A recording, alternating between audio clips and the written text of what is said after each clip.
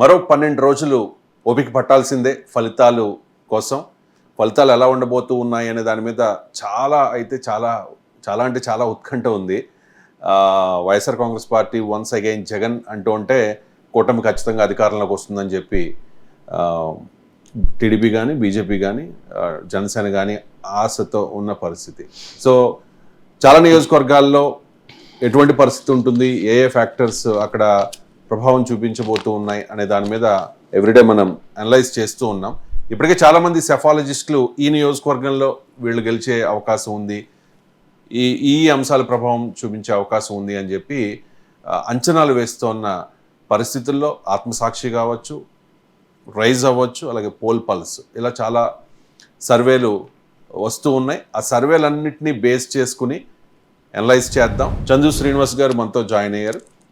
ఆయన సెఫాలజిస్ట్. అలాగే మైలవరం నియోజకవర్గం Vasantha Krishnaprasad, YSR Congress party sitting MLA. ఆయన పార్టీ మారిపోయి దేవినేని ఉమ్మని కాదని టికెట్ వసంత కృష్ణప్రసాద్. అలాగే తిరుపతిరావు యాదవ్ సామాజిక వర్గం, ఆయన వైసీపీ నుంచి పోటీలో ఉన్నారు. ఏం జరగచ్చు మైలవరంలో? వసంత కృష్ణప్రసాద్, ఎందుకంటే నగరానికి ఆనుకొని ఉంది. Ibrahimpatnam industries employees point of వ్యూలో కూడా గతంలో వైసీపీలో చేశాడు, వైసీపీలో అనేక అవమానాలు గురైననే ఇది వ్యక్తం చేశారు.